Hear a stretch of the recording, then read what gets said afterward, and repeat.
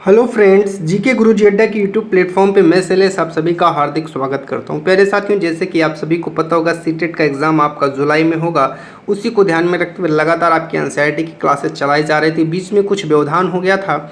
आज हम लोग पुनः मान के चलिएगा इसी वीक के अंदर हम आपका हिस्ट्री और पॉलिटी दो सेक्शन कंप्लीट करा देंगे। ज्योग्राफी कंप्लीट हो गई, इसके बाद आपको सिर्फ और सिर्फ प्रैक्टिस सेट ही करवाए जाएंगे और जितने भी क्वेश्चन एनसीईआरटी बन सकते हैं, एनसीईआरटी से बाहर के बन सकते हैं, उन सभी क्वेश्चनों को आपको करवाया जाएगा। चैनल पर नए हैं तो सब्सक्राइब कर लीजिएगा, वीडियो को लाइक और शेयर कर दीजिएगा। चैप्टर 2 है जिसका नाम है व्यापार से साम्राज्य तक कंपनी की सत्ता स्थापित होती है। इसी को हम लोग को पढ़ना है। आइए चलते हैं अपने टॉपिक पर। कह रहा है कि मुगल बादशाहों में औरंगजेब आखिरी शक्तिशाली बादशाह थे जिन्होंने वर्तमान भारत में एक बहुत बड़े हिस्से पर नियंत्रण स्थापित कर लिया था। 1707 में उनकी मृत्यु के बाद इम्पॉर्टेंट है, पूछता है औरंगजेब की मृत्यु कब हुई? 1707 में। बहुत सारे मुगल सूबेदार, बड़े बड़े जमींदार अपनी ताकत दिखाने लगे, अपनी क्षेत्रीय रियासतें कायम कर ली। जैसे जैसे भिन्न भिन्न भागों में ताकतवर क्षेत्रीय रियासतें सामने आने लगी, दिल्ली अधिक दिनों तक प्रभावी केंद्र के रूप में नहीं रह सकी, अर्थात दिल्ली की सत्ता कमज़ोर हो गई। 18वीं सदी के उत्तरार्ध तक राजनीतिक क्षेत्र पर अंग्रेज़ों के रूप में एक नई ताकत उभरने लगी। क्या आप जानते हैं कि अंग्रेज़ पहल एक छोटी सी व्यापारिक कंपनी के रूप में भारत आए थे? मोस्ट इम्पॉर्टेंट लाइन है, आपसे यहाँ से क्वेश्चन बन सकता है। यहाँ के इलाकों पर कब्जे में उनकी ज़्यादा दिलचस्पी नहीं थी, अर्थात वो भूभाग कब्जा करने नहीं आए थे, व्यापार करने आए थे। तो फिर ऐसा हुआ क्या कि एक दिन वे इस विशाल साम्राज्य के स्वामी बन बैठे। इस अध्याय में आप देखेंगे ये सब हुआ कैसे। चलिए, आपको एक इमेज दिखाया गया है। इस इमेज की चर्चा के बारे में डिटेल से जानकारी यहाँ दी गई है। कैप्टन हडसन द्वारा बहादुर शाह जफर और उनके बेटों की गिरफ्तारी। औरंगजेब के बाद कोई मुगल बादशाह इतना ताकतवर तो नहीं हुआ, लेकिन एक प्रतीक के रूप में मुगल बादशाहों का महत्व बना हुआ था। जब 1857 में ब्रिटिश शासन के विरुद्ध भारी विद्रोह शुरू हो गया, विद्रोहियों ने मुगल बादशाह बहादुर शाह जफर को अपना नेता मान लिया। विद्रोह जब कुचल दिया गया तो कंपनी ने बहादुर शाह जफर को देश छोड़ने के लिए मजबूर कर दिया और उनके बेटों को जफर के सामने ही मार डाला था। ये उसी का चित्र दिखाया गया है जो उन्होंने बहादुर शाह जफर को पकड़ा था। देखिए, ये है ब्रिटिश आइलैंड जहाँ से अंग्रेज चले। ये है Cape of Good Hope, Africa में है। यहाँ से ये लोग किनको किनको टारगेट बनाए? बम्बई, मद्रास, कलकत्ता, ठीक है, इन क्षेत्रों को ये जो है रास्ते के माध्यम से अपना आते जाते थे। पूर्व में ईस्ट इंडिया कंपनी का आना। ईस्ट इंडिया कंपनी का मतलब अंग्रेजी कंपनी का पूर्व के देशों की तरफ आना। सन 1600 में ईस्ट इंडिया कंपनी ने इंग्लैंड की महारानी एलिजाबेथ प्रथम से चार्टर अर्थात इजाज़तनामा हासिल कर लिया। याद रखिएगा, कब हासिल किया था? 1600 में। क्या हासिल किया था? चार्टर अर्थात इजाज़तनामा, कि मुझे इजाज़त दी जाए मैं व्यापार करने पूर्व की तरफ जाऊँ, जिससे कंपनी को पूरब से व्यापार करने का एकाधिकार का मतलब सिर्फ एक ही कंपनी को अधिकार था। इस इजाज़तनामे का मतलब यह था कि इंग्लैंड की कोई और व्यापारिक कंपनी इस इलाके में ईस्ट इंडिया कंपनी से होड़ नहीं कर सकती थी। इस चार्टर के सहारे कंपनी समुद्र पार जाकर नए इलाकों को खंगाल सकती थी, वहां से सस्ती कीमत पर चीज़ें खरीदकर उन्हें यूरोप में ऊंची कीमत पर बेच सकती थी। कंपनी को दूसरी अंग्रेजी व्यापारी कंपनियों से प्रतिस्पर्धा का कोई भय नहीं था। क्यों? क्योंकि उन्हें एकाधिकार मिला था। एकाधिकार का मतलब कि इन क्षेत्रों पर सिर्फ इसी एक का अधिकार रहेगा। उस जमाने में वाणिज्यिक कंपनियां मोटे तौर पर प्रतिस्पर्धा से बचकर ही मुनाफा कमा सकती थी। अगर कोई प्रतिस्पर्धी ना हो तभी वे सस्ती चीज़ें खरीदकर उन्हें ज़्यादा कीमत पर बेच सकती थी। लेकिन यह शाही दस्तावेज दूसरी यूरोपीय ताकतों को पूरब के बाज़ारों में आने से नहीं रोक सकता था। जब तक इंग्लैंड के जहाज़ अफ्रीका के पश्चिमी तट को छूते, वे केप ऑफ गुड होप का चक्कर लगाते, हिंद महासागर को पार करते, तब तक पुर्तगालियों ने भारत के पश्चिमी तट पर अपनी उपस्थिति दर्ज करा दी थी। वे गोवा में अपना ठिकाना बना चुके थे। पुर्तगाल के खोजी यात्री वास्को द गामा ने 1498 में पहली बार भारत तक पहुंचने में इस समुद्री मार्ग का पता लगाया था।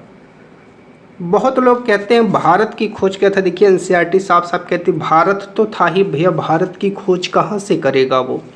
भारत आने वाले समुद्री मार्ग की खोज किया था।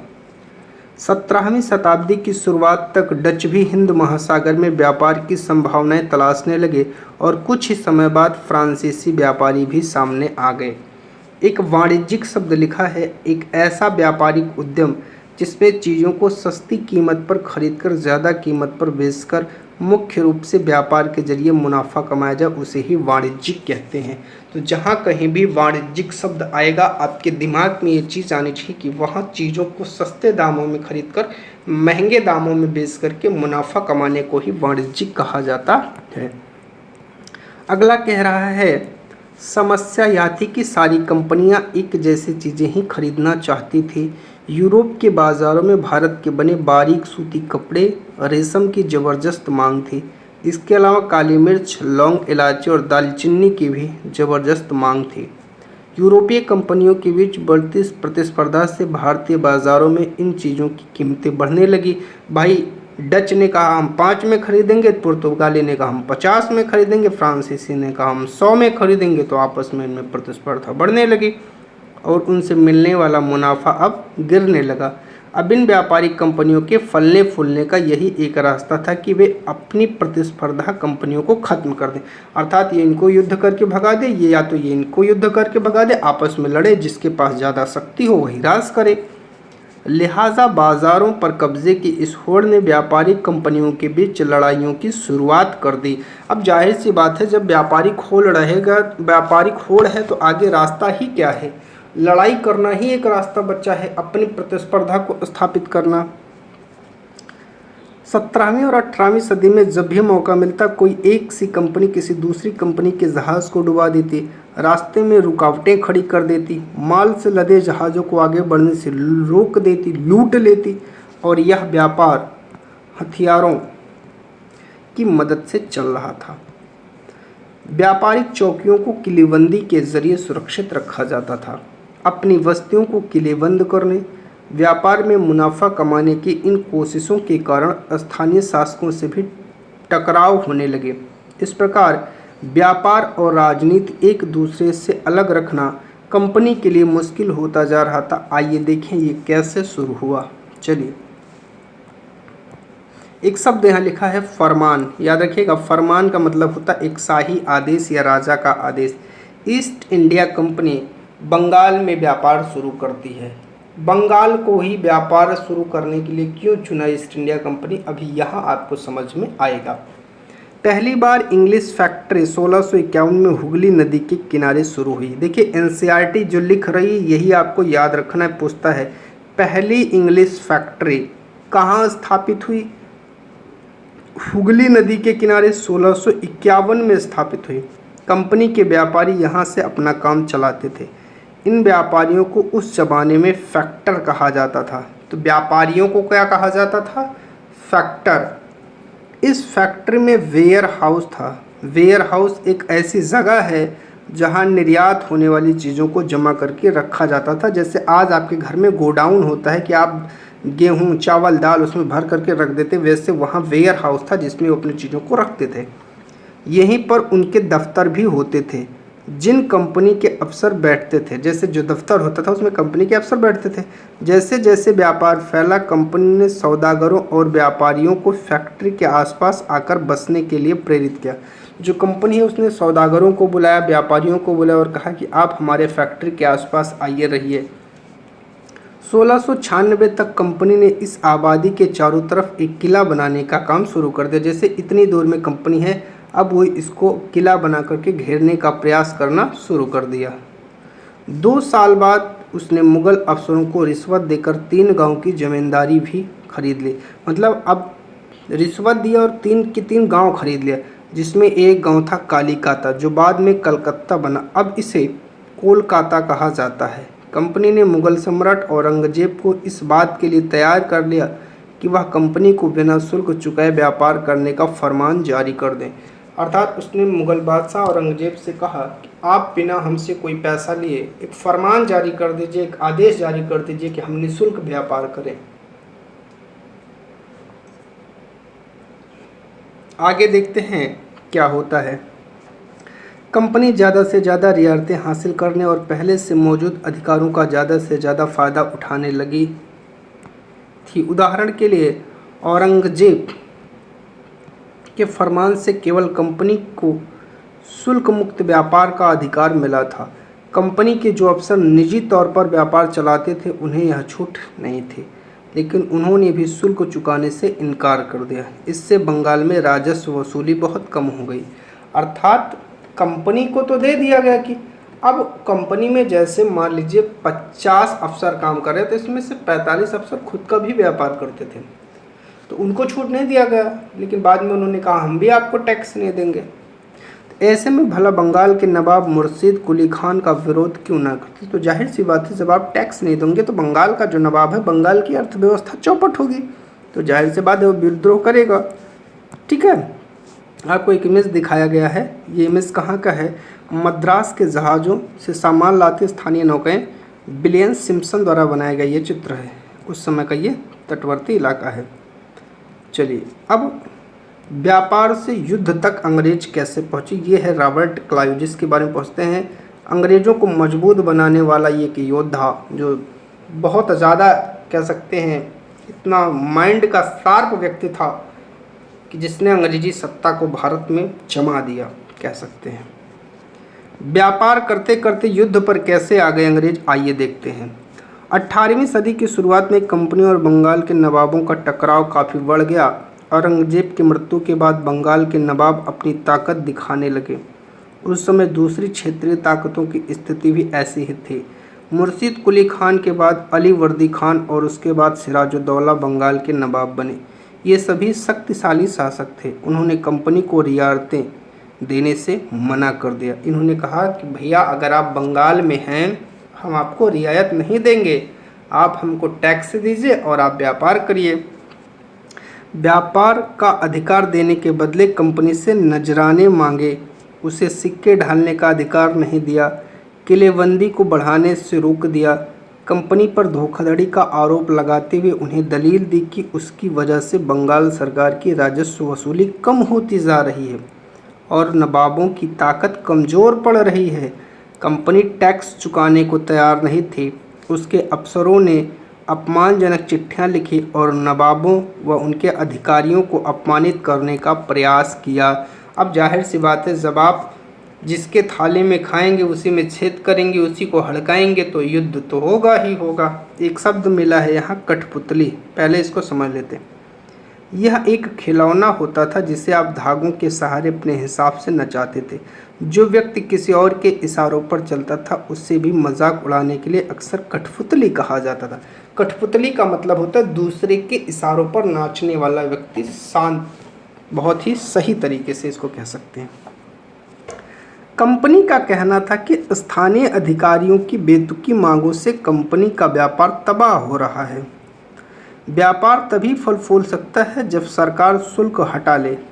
कंपनी को इस बात का भी यकीन था कि अपना व्यापार फैलाने के लिए उसे अपनी आबादी बढ़ानी होगी, गांव खरीदने होंगे, किलों का पुनर्निर्माण करना होगा।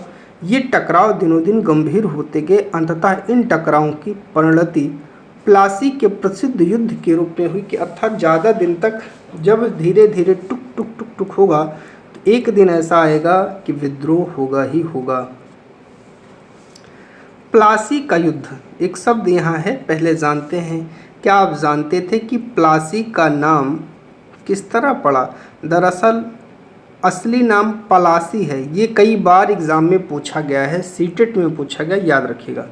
तथा जिसे अंग्रेज़ों ने बिगाड़कर प्लासी कर दिया। इस जगह पर पलासी फूलों पाए जाने के कारण, पलास के फूलों के कारण इसे प्लासी या प्लास के खूबसूरत लाल फूलों के कारण इसे प्लासी कहा गया। और प्लास के खूबसूरत लाल फूलों से गुलाल बनाया जाता था जिसका होली पर इस्तेमाल होता था, याद रखिएगा। ठीक है, चलिए। 1756 में अली वर्दी खां की मृत्यु होती है और सिराजुद्दौला बंगाल के नवाब बनते हैं। ये आप याद रखिएगा, अली वर्दी खां की मृत्यु कब होती है? 1756 में। और बंगाल का नवाब कौन बना? सिराजुद्दौला। कंपनी को सिराजुद्दौला की ताकत से काफ़ी डर था। सिराजुद्दौला की जगह कंपनी एक ऐसा कठपुतली का मतलब जो उनके इशारे पर नाचे, नवाब चाहती थी, उसे व्यापारिक रियासतें और अन्य सुविधाएं आसानी से देने में आनाकानी न करें। कंपनी ने प्रयास किया कि सिराजुद्दौला के प्रतिद्वंदियों में से किसी को नवाब बना दिया जाए। प्रतिद्वंदी का मतलब होता है कि जो जलन रखता हो नवाब से, जो चिढ़ रखता हो। कंपनी को कामयाबी नहीं मिली। जवाब में सिराजुद्दौला ने हुक्म दिया कि कंपनी उनके राज्य के राजनीतिक मामलों में टांग अड़ाना बंद कर दे, किलेबंदी रोके और बाकायदा राजस्व चुकाए। जब दोनों पक्ष पीछे हटने को तैयार नहीं हुए तो अपने 30,000 सिपाहियों के साथ नवाब ने कासिम बाजार में स्थित इंग्लिश फैक्ट्री पर हमला बोल दिया। ये लाइन याद रखिएगा। कितने सिपाहियों के साथ? 30,000 सिपाहियों के साथ। कहाँ की फैक्ट्री पर? इंग्लिश फैक्ट्री पर, कासिम बाजार में जो स्थित है। नवाब की फौजों ने कंपनी के अफसरों को गिरफ्तार कर लिया, गोदाम पर ताला डाल दिया, अंग्रेजों के हथियार छीन लिए और अंग्रेजी जहाज़ों को घेरे में ले लिया। इसके बाद नवाब ने कंपनी के कलकत्ता स्थित किले पर कब्जा के लिए उधर का रुख किया। जब नवाब ने क्या किया? सबसे पहले उन्होंने कासिम बाजार में स्थित इंग्लिश फैक्ट्री को कब्जा कर लिया, वहाँ के अधिकारियों को कैद कर लिया, हथियारों को छीन लिया। अब वो जो कलकत्ता था उस तरफ उन्होंने अपना रुख मोड़ दिया। कलकत्ता के हाथ से निकल जाने की खबर सुनने पर मद्रास में तैनात कंपनी के अफसरों ने रॉबर्ट क्लाइव के नेतृत्व में सेनाओं को रवाना किया। मैप में मैं आपको समझा देता हूँ। ये है आपका कलकत्ता और ये है आपका मद्रास। इसी मद्रास से कलकत्ता में उन्होंने सेना भेजा, आप जाओ और बाकायदा सिराजुद्दौला के साथ आप युद्ध करो और युद्ध में जीत करके आओ। महान्यायालय कक्ष है ईस्ट इंडिया हाउस, ठीक है, लेडनहॉर्स्ट स्ट्रीट, ईस्ट इंडिया कंपनी के कोर्ट ऑफ प्रॉपर्टीज लंदन स्थित। ये आपको एक चित्र दिखाया गया है, इसका कोई बहुत विशेष महत्व नहीं है। ये है आपके सिराजुद्दौला है, ठीक है। इस सेना को नौसैनिक बेड़े की मदद भी मिल रही थी। इसके बाद नवाब के साथ लंबे समय तक सौदेबाजी चली। नवाब ने सौदेबाजी में कोई अपना जो है रुख नहीं दिया। आखिरकार 1757 में रॉबर्ट क्लाइव ने प्लासी के मैदान में सिराजुद्दौला के खिलाफ कंपनी की सेना का नेतृत्व किया। नवाब सिराजुद्दौला की हार का एक बड़ा कारण उनके सेनापतियों में एक सेनापति मीर जाफ़र की कारगुजारियाँ धोखेधड़ी कर जाना। मीर जाफ़र की टुकड़ियों ने इस युद्ध में हिस्सा ही नहीं लिया। रॉबर्ट क्लाइव ने यह कहकर उसे अपने साथ मिला लिया कि सिराजुद्दौला को हटा करके मीर जाफ़र को ही नवाब बना दिया जाएगा।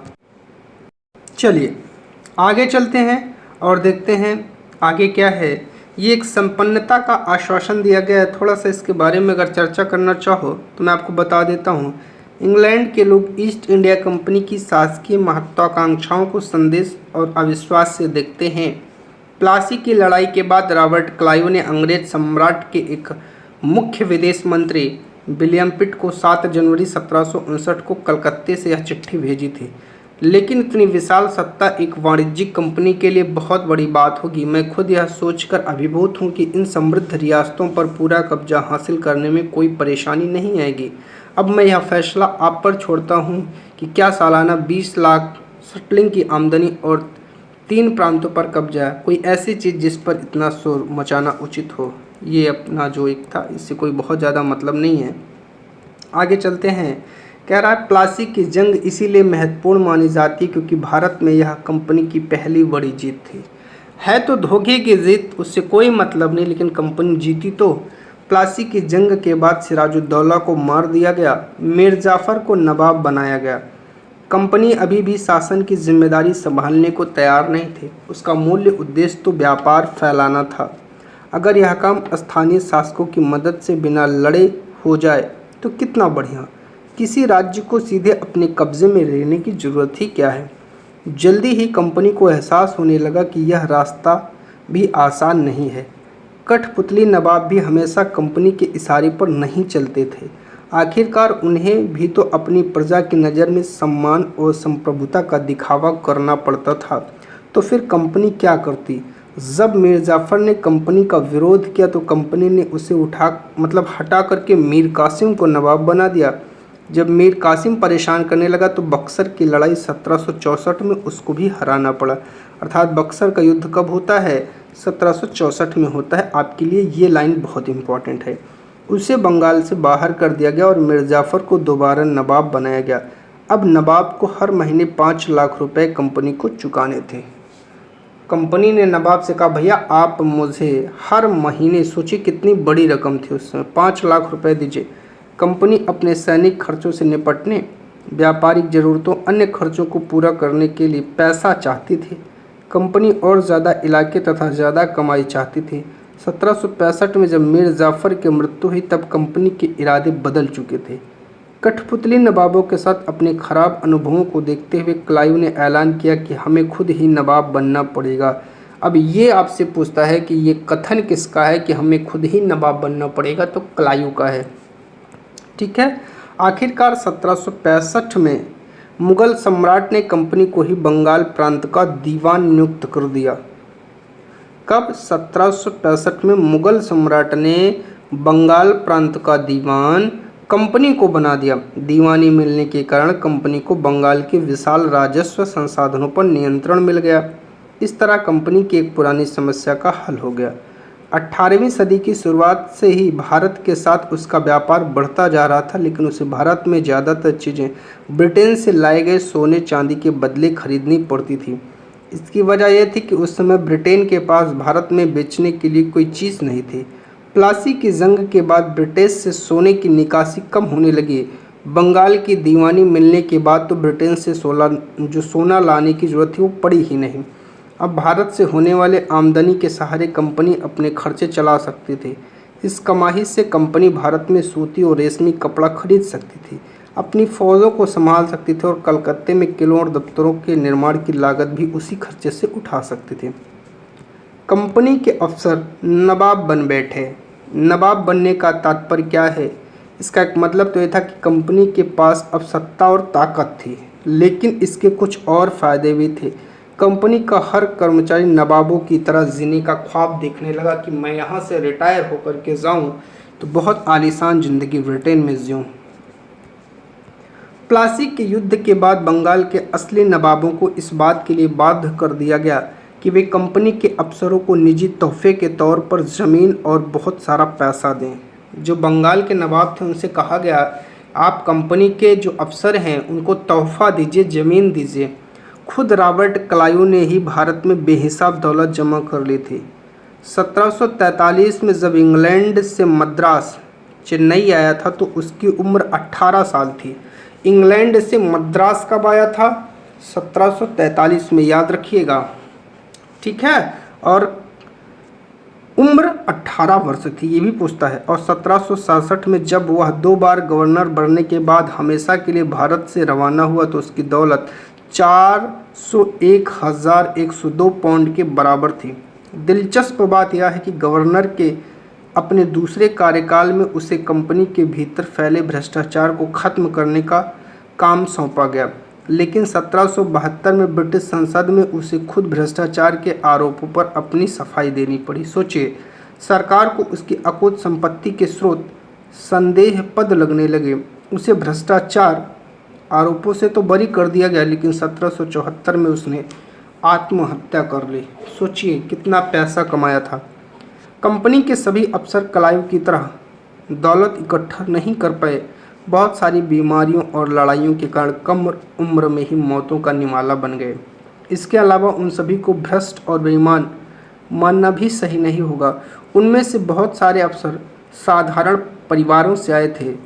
उनकी सबसे बड़ी इच्छा बस यही थी कि वे भारत में ठीक ठाक पैसा कमाएं और ब्रिटेन लौटकर आराम की ज़िंदगी बसर करें। जो जीते जी धन दौलत लेकर वापस लौट गए उन्होंने वहाँ आलीशान जीवन जिया। उन्हें वहाँ के लोग नवाब कहते थे। यह भारतीय शब्द नवाब का ही अंग्रेजी संस्करण बन गया। लोग उन्हें अक्सर नए अमीरों और सामाजिक हैसियत में रातों रात ऊपर उठने वाले लोगों के रूप में देखते थे। नाटकों और कार्टूनों में उनका मजाक उड़ाया जाता था। कंपनी का फैलता शासन, इस पर चलते हैं। यदि हम 1757 से 1857 के बीच ईस्ट इंडिया कंपनी के द्वारा भारतीय राज्यों पर कब्जे की प्रक्रिया को देखें तो कुछ महत्वपूर्ण बातें आती हैं। किसी अनजान इलाके में कंपनी ने सीधे सैनिक हमला प्राय नहीं किया। उसने किसी भी भारतीय रियासत का अधिग्रहण करने से पहले विभिन्न राजनीतिक, आर्थिक और कूटनीतिक साधनों का इस्तेमाल किया। डायरेक्ट कंपनी किसी राज्य से नहीं लड़ गई, पहले वहाँ की राजनीतिक, आर्थिक, कूटनीतिक साधनों का प्रयोग करके उस पर अटैक किया। बक्सर की लड़ाई 1764 के बाद कंपनी ने भारतीय रियासतों में रेजिडेंट तैनात कर दिया। रेजिडेंट का मतलब अपनी एक टुकड़ी रख दिया। कंपनी के राजनीतिक व व्यावसायिक प्रतिनिधि होते थे। रेजिडेंट कौन होते हैं? कंपनी के राजनीतिक या व्यावसायिक प्रतिनिधि होते थे। उनका काम कंपनी के हितों की रक्षा करना और उन्हें आगे बढ़ाना। रेजिडेंट के माध्यम से कंपनी के अधिकारी भारतीय राज्यों के भीतरी मामलों में भी अब दखल देने लगे। अगला राजा कौन होगा, किस पद पर किसको बिठाया जाएगा, इस तरह की चीज़ें भी कंपनी के अफसर ही अब तय करने लगे। कई बार कंपनी ने रियासतों पर सहायक संधि भी थोप दी। जो रियासत इस बंदोबस्त को मान लेती थी उसे अपनी स्वतंत्र सेना रखने का अधिकार नहीं होता था। उसको अंग्रेज़ों की सेना रखनी पड़ती थी। उसे कंपनी की तरफ से सुरक्षा मिलती और सहायक सेना के रखरखाव के लिए कंपनी को पैसा देती। अगर भारतीय शासक रकम अदा करने से चूक जाते तो जुर्माने के तौर पर उनका इलाका कंपनी अपने आप कब्जे में ले लेती। उदाहरण के लिए जब रिचर्ड वेलेज़ली गवर्नर जनरल, ये था 98 से 1805 तक, उस समय अवध के नवाब 1801 में अपना आधा इलाका कंपनी को सौंपने के लिए मजबूर कर दिया गया, क्योंकि नवाब सहायक सेना के लिए पैसा अदा करने से चूक गए। इस आधार पर हैदराबाद के भी कई इलाके छीन लिए गए थे, याद रखिएगा। एक इमेज है अपने बेटों और ब्रिटिश रेजिडेंट के साथ खड़े नवाब शुजाउद्दौला, ठीक है, एक इमेज है ये।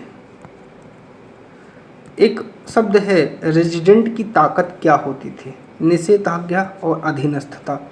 देखिए, निषेधाज्ञा का मतलब होता है निर्देश और अधीनस्थता का मतलब होता है दबोपन। कंपनी द्वारा नियुक्त किए गए रेजिडेंट्स के बारे में स्कॉटलैंड के प्रसिद्ध अर्थशास्त्री और राजनीतिक दार्शनिक जेम्स मिल ने क्या कहा है? दरअसल रेजिडेंट रियासत का राजा होता था।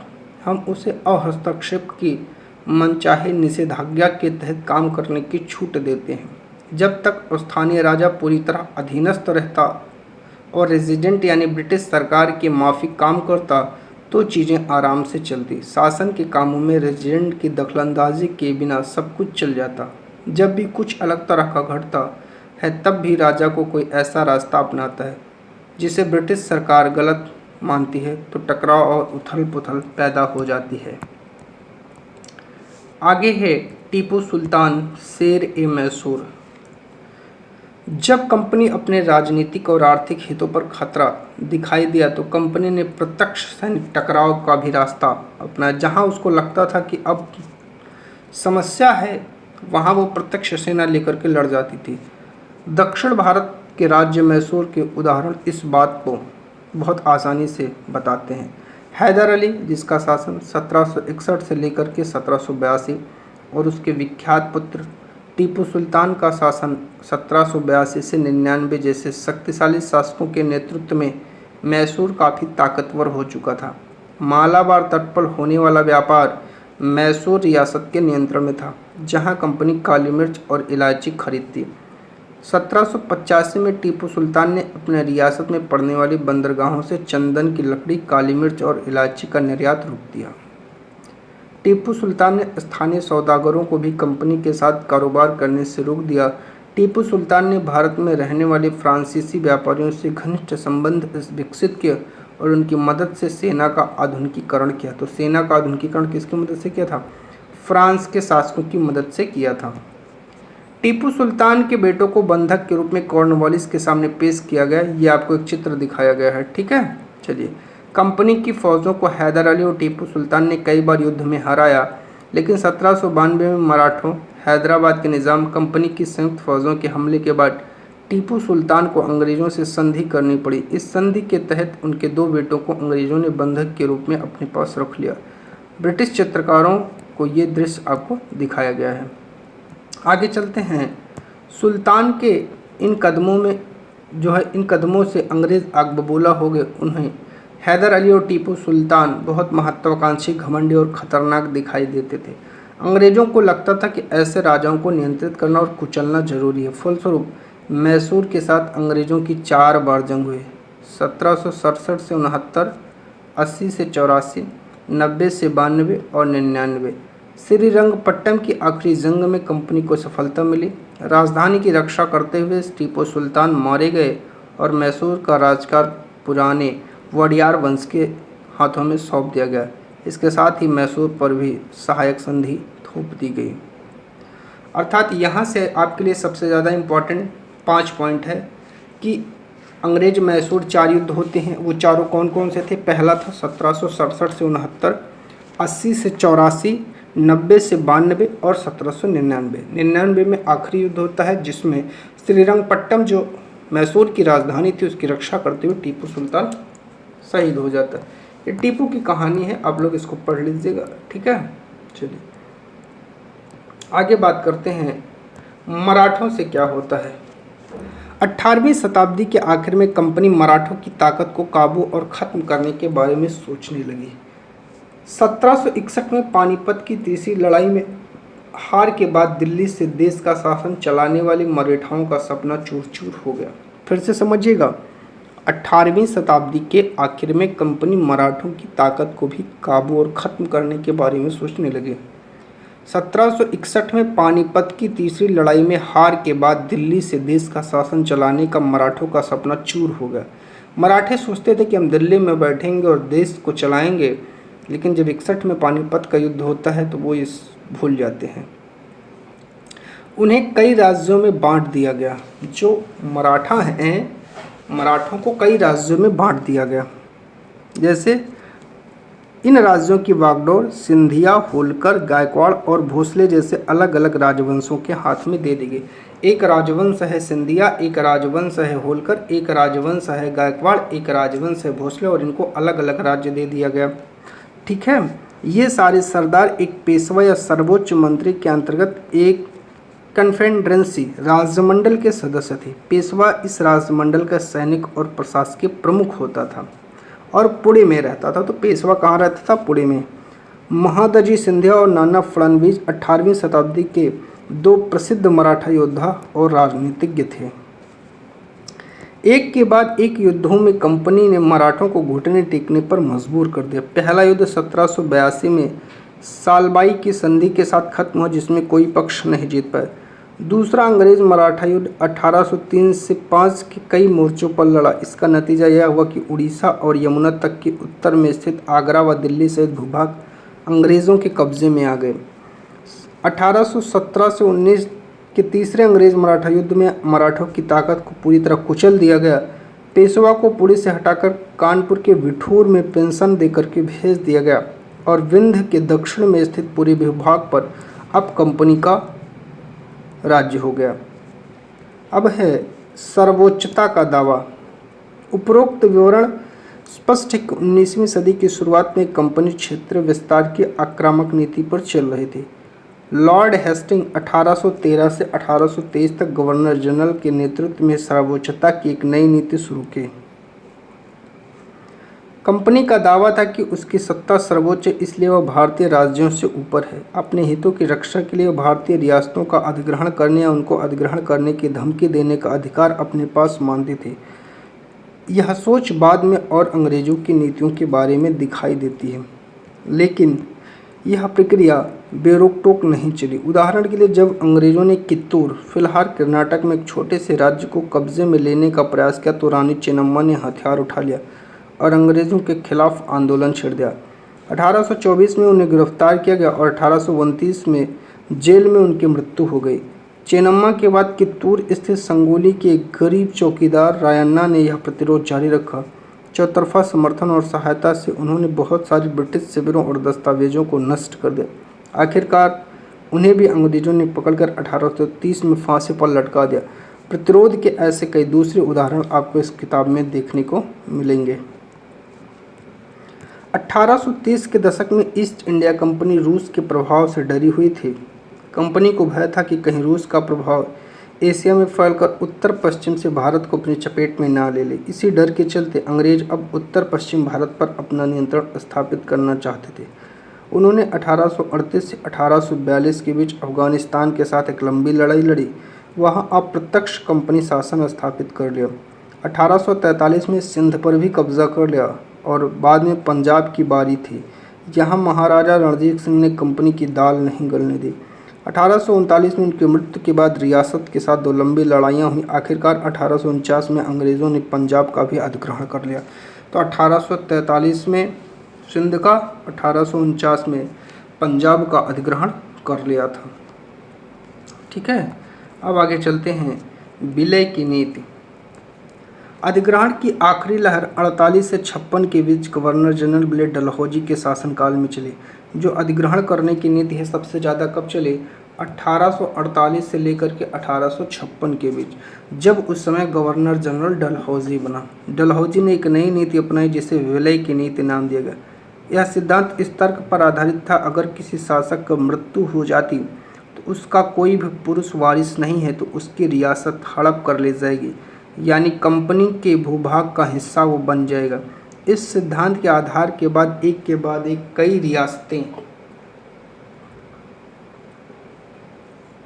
जिसमें 48 में सतारा, 50 में संबलपुर, 52 में उदयपुर, 53 में नागपुर और 54 में झांसी अंग्रेजों के हाथ में चली गई। आखिरकार 1856 में कंपनी ने अवध को भी अपने नियंत्रण में ले लिया।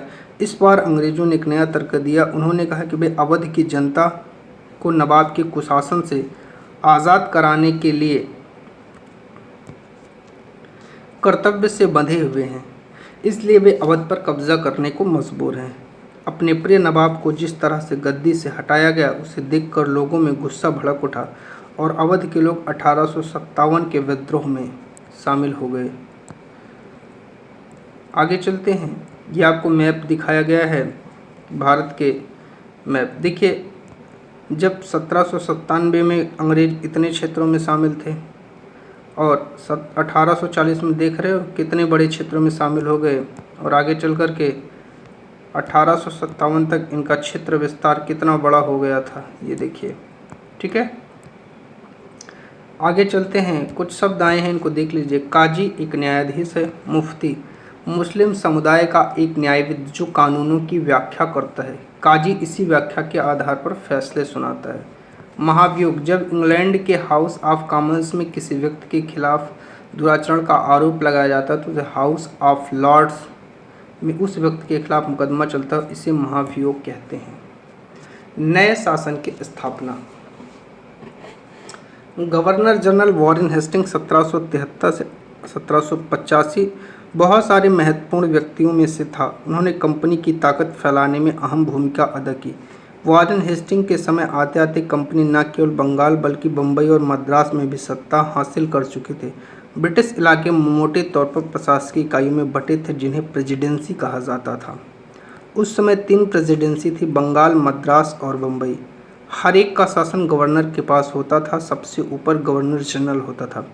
वॉरेन हेस्टिंग ने कई प्रशासकीय सुधार किए। न्याय के क्षेत्र में उसके सुधार खास तौर पर उल्लेखनीय हैं।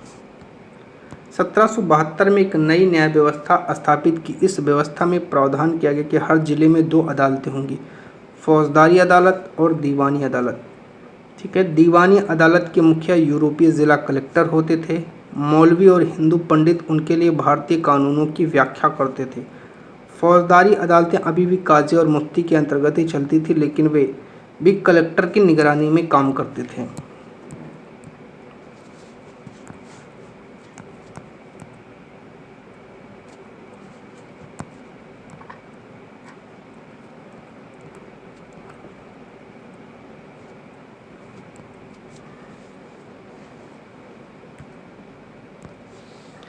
एक बड़ी समस्या थी कि ब्राह्मण पंडित धर्मशास्त्र की अलग अलग शाखाओं के हिसाब से स्थानीय कानूनों की अलग अलग व्याख्या करते थे। इस भिन्नता को खत्म करके समरूपता लाने के लिए 1775 में 11 पंडितों को भारतीय कानूनों का एक संकलन तैयार करने का काम सौंपा गया। एन.बी. हॉलहेड ने इस संकलन का अंग्रेजी में अनुवाद किया। 1778 तक यूरोपीय न्यायाधीशों के लिए मुस्लिम कानूनों का भी एक संहिता और तैयार कर ली गई। 1773 के रेगुलेटिंग एक्ट के तहत एक नए सर्वोच्च न्यायालय की स्थापना की गई। इसके अलावा कलकत्ता में अपीलीय अदालत, सदर निजामत अदालत की भी स्थापना की गई।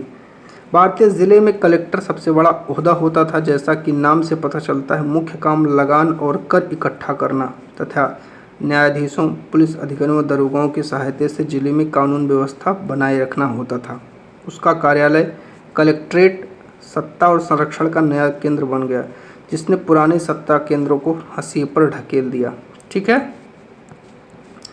कंपनी की फौज। कंपनी के साथ भारत में शासन और सुधार के नए विचार तो आए, लेकिन उसकी असली सत्ता सैनिक ताकत में थी। मुगल फौज मुख्य रूप से घुड़सवार और पैदल सेना, उन्हें तीरंदाजी और तलवारबाजी का प्रशिक्षण दिया जाता था। सेना में सवारों का दबदबा रहता था। मुगल साम्राज्य एक विशाल पेशेवर प्रशिक्षण वाली पैदल सेना की जरूरत महसूस नहीं करती थी। ग्रामीण इलाकों में सशस्त्र किसानों की बड़ी संख्या थी। स्थानीय जमींदारों मुगलों को जरूरत पड़ने पर पैदल सिपाही मुहैया कराते थे। 18वीं सदी में जब अवध और बनारस जैसे रियासतों में किसानों को भर्ती करके उन्हें पेशेवर सैनिक प्रशिक्षण दिया जाने लगा तो सूरत बदलने लगी। ईस्ट इंडिया कंपनी अपनी सेना के लिए भर्ती शुरू की तो उसमें यह भी तरीका अपनाया। अंग्रेज अपनी सेना को सिपॉय, जो भारतीय शब्द सिपाही से बना है, आर्मी कहते थे। 1820 के दशक में जैसे जैसे युद्ध तकनीक बदलने लगी, कंपनी की सेना में घुड़सवार टुकड़ियों की जरूरत कम होती गई। इस वजह थी कि ब्रिटिश साम्राज्य बर्मा, अफगानिस्तान और मिस्र में भी लड़ रहा था, जहां सिपाही अर्थात मस्केट, तोड़ीदार बंदूक और मैचलॉक से लैस होते थे। कंपनी की सेना के सिपाहियों को बदलती सैनिक आवश्यकताओं को ध्यान रखना पड़ता था और उसकी पैदल टुकड़ी ज़्यादा महत्वपूर्ण होती जा रही थी। धर्मशास्त्र।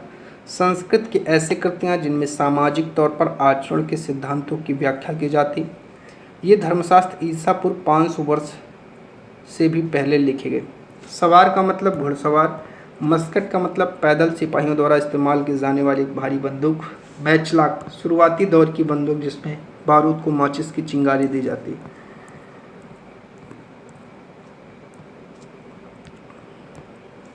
19वीं सदी की शुरुआत में अंग्रेज एक समरूप सैनिक संस्कृति विकसित करने लगे। सिपाहियों को यूरोपीय ढंग का प्रशिक्षण, अभ्यास और अनुशासन सिखाया जाने लगा। अब उनका जीवन पहले से ज़्यादा नियंत्रित था। इस कोशिश में कभी कभी समस्याएं भी आती थी, क्योंकि पेशेवर सिपाहियों की सेना खड़ा करने के चक्कर में अंग्रेज कई बार जाति और समुदाय की भावनाओं को नज़रअंदाज कर देते। भला लोग अपनी जाति और धार्मिक भावनाओं को इतनी आसानी से कैसे छोड़ सकते थे? क्या वे खुद को अपना समुदाय का सदस्य मानने की बजाय सिर्फ सिपाही मान सकते थे? सिपाही क्या महसूस करते थे? अपने जीवन और अपनी पहचान यानी वे कौन है, इस बात के एहसास में जो बदलाव आ रहे थे, उनको सिपाहियों ने किस तरह देखा? 1857 का विद्रोह हमें सिपाहियों की इस दुनिया की झलक दिखाता है। इस विद्रोह के बारे में आप अध्याय 5 में पढ़ेंगे। निष्कर्ष। ईस्ट इंडिया कंपनी एक व्यापारिक कंपनी से बढ़ते बढ़ते एक भौगोलिक औपनिवेशिक शक्ति बन गई। 19वीं सदी की शुरुआत में नई भाप तकनीकी आने से यह प्रक्रिया तेज हुई। तब तक समुद्र मार्ग से भारत पहुंचने में 6 से 8 माह का समय लग जाता था। भाप से चलने वाले जहाज़ों से यह यात्रा 3 हफ्तों में समेट दी जाती। इसके बाद ज़्यादा से ज़्यादा अंग्रेज और उनके परिवार भारत जैसे दूर देश आने लगे। 1857 तक भारतीय उपमहाद्वीप में 63% भूभाग और 78% आबादी पर कंपनी का सीधा शासन स्थापित हो चुका था। देश के शेष भूभाग और आबादी पर कंपनी का अप्रत्यक्ष प्रभाव था। इस प्रकार व्यवहारिक स्तर पर ईस्ट इंडिया कंपनी पूरे भारत को नियंत्रण में ले चुकी थी। इसी के साथ आपका ये टॉपिक समाप्त होता है। प्यारे साथियों, देखिए चैनल पर नए हैं तो आप लोग चैनल को सब्सक्राइब कर लीजिएगा, वीडियो को लाइक और शेयर कर दीजिएगा।